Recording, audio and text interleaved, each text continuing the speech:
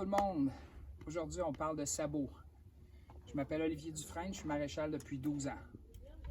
Aujourd'hui, j'aimerais ça parler des facteurs d'influence. Les facteurs d'influence, c'est tous les éléments qui vont avoir une influence sur le développement de notre cheval tout au long de leur vie. Les sabots, ça pousse toujours. Même si notre œil a l'impression que le sabot n'a pas poussé, ça pousse. Parce que ça use aussi. Ça pousse, ça use. Après 1 mois, après 4 semaines, il y a déjà une repousse qui a une influence sur la bande coronaire. Par contre, un pied qui a besoin d'aide, si on le perd à toutes les 4 semaines, ça va faire toute la différence du monde. Et puis, un pied qui est normal, qui a une bel équilibre, qui va bien pousser, on peut le parer aux 6-7 semaines, puis c'est encore correct. Ça, ici, on parle de conformation. Ça, c'est la patte de mon cheval. On voit qu'elle tourne à l'intérieur. Il y a une petite rotation. C'est normal, c'est correct. Ce que ça fait, par exemple, c'est que ça va user un petit peu plus à l'extérieur. Donc, on parle de conformation. Et puis, l'effet que ça a, c'est l'usure. C'est ça qui est important pour le maréchal ferrant. Parce que quand ça use à l'extérieur, ça pousse à l'intérieur. Puis plus ça va dans le temps, plus mon défaut augmente, si on veut dire. C'est pour ça que c'est important. Les chevaux qui ont des conformations un peu spéciales, plus ils vont trimer régulièrement, moins l'effet de la conformation va changer la façon que ça pousse.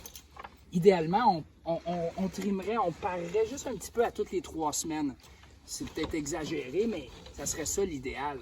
Réalistiquement, aux 4, 5, 6 semaines, c'est encore correct, pourvu qu'on soit capable de bien lire le sabot. Donc, on voit c'est où que ça use, on voit que c'est où que ça pousse. On va entailler un petit peu plus où que ça a poussé pour ramener l'équilibre. Fait que ça, c'est le but du parage. Bon, ici, on a 2 pieds. À gauche, lui ici a été paré. Lui ici, il va être paré tantôt. Là, oubliez la craque. Ici, on a une petite défectuosité. On pourra en parler dans une autre vidéo, là. On travaille là-dessus.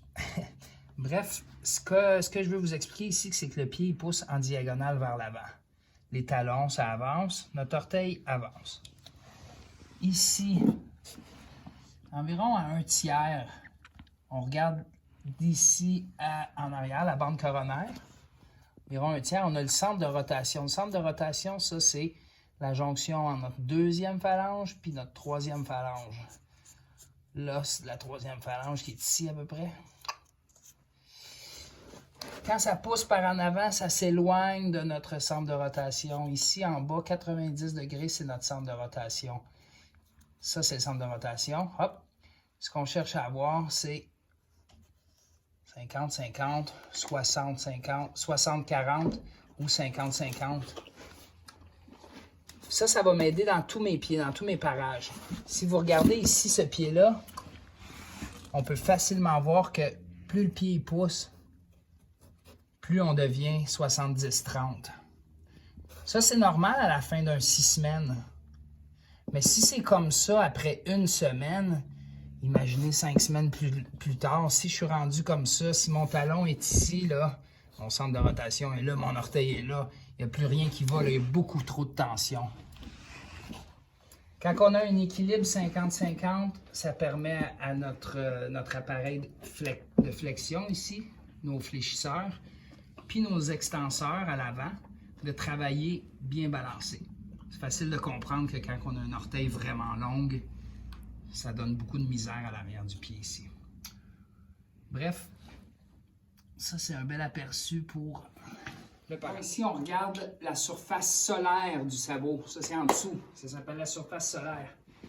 Ici, je mets mon pouce. Ma fourchette est trimée, là. Ma sole, j'ai juste enlevé un petit peu. Ma muraille est encore longue. Ça, c'est le centre de rotation que je parlais tantôt. C'est sûr que c'est une approximation, mais ça donne une bonne idée des proportions. Ça me dit ici, puis on le voit ici, le talon. Regardez, le talon, il pousse par en avant. Mon point d'appui est rendu là. Je vais faire une marque, puis je suis rendu ici. Ça va être ramené jusque là, puis mes talons vont être ramenés jusqu'ici. Fait qu'on veut finalement que mon point d'appui soit de là à là. 50-50 et non ça à ça. Oui, cachou. Fait ici, c'est sûr que ça ne me donne pas de profondeur. La profondeur ici, c'est la pointe de la fourchette qui la donne. On en reparlera de la profondeur.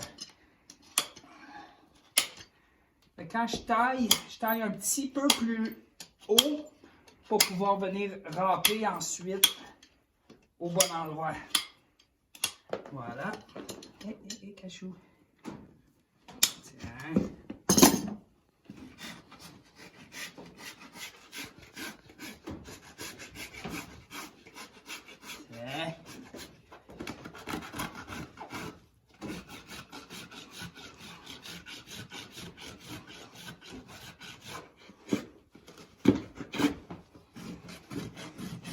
Et voilà.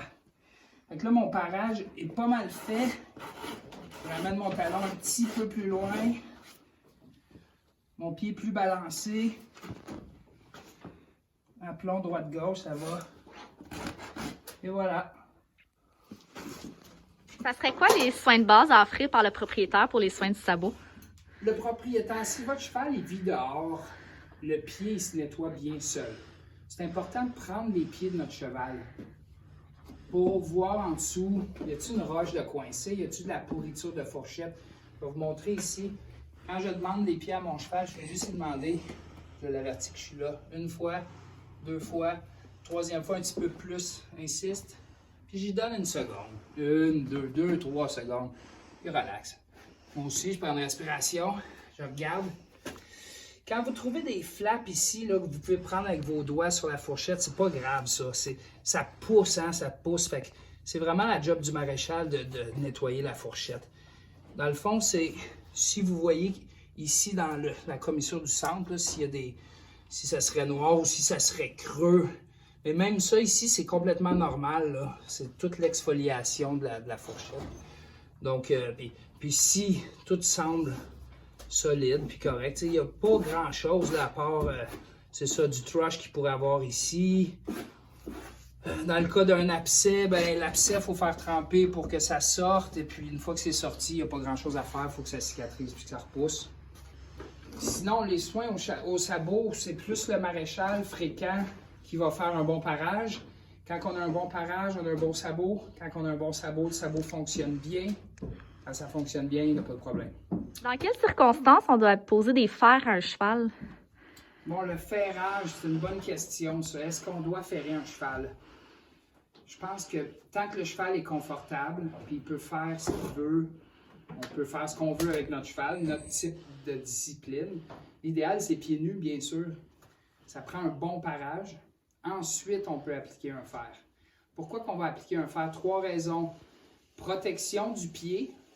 Donc, si je vais me promener 4-5 fois par semaine, je vais au village, je fais de la garnotte, je fais de l'asphalte, je pense que je vais avoir besoin d'un fer parce que si vous prenez un 2x4 et vous le frottez à terre, vous allez voir que ça use pas mal vite.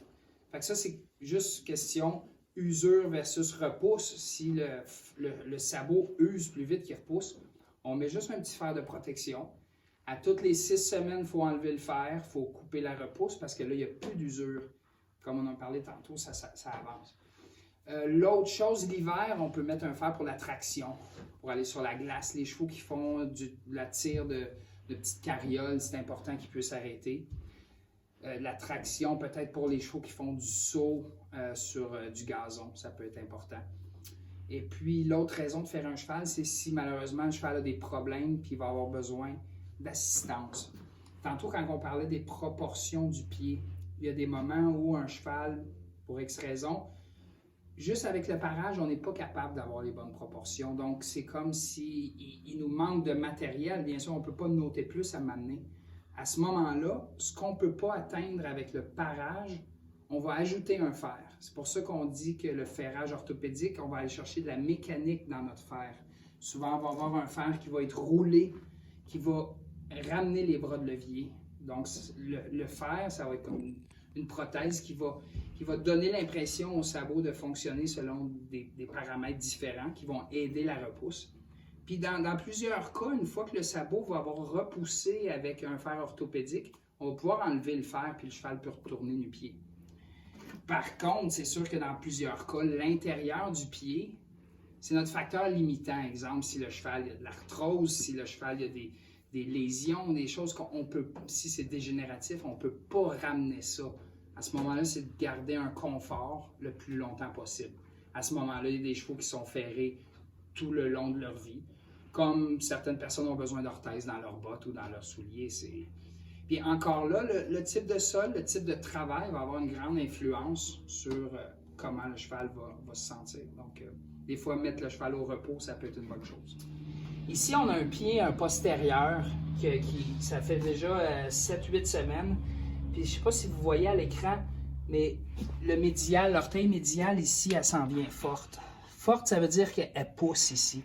Elle pousse en hauteur, puis elle va surcharger ici mon talon latéral. Fait que le pied, il va avoir tendance à dévier. C'est comme si le cheval utilise son latéral fort. Fait qu'ici, ça pousse en hauteur. Ça va surcharger mon talon externe.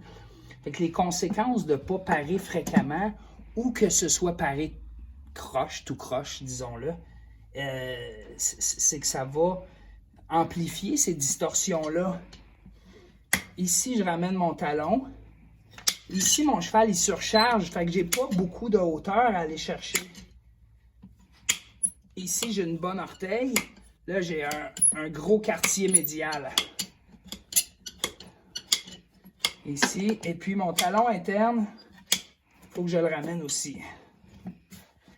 Fait qu'encore là, je vais avoir baissé un petit peu mon médial, je raplombe mon pied, mes talons se retrouvent à leur place, mes proportions sont bien. Avec la râpe, je vais juste arrondir ça. Et puis, ôter un petit 45. Voilà. Et puis, on va finir de l'autre côté par devant.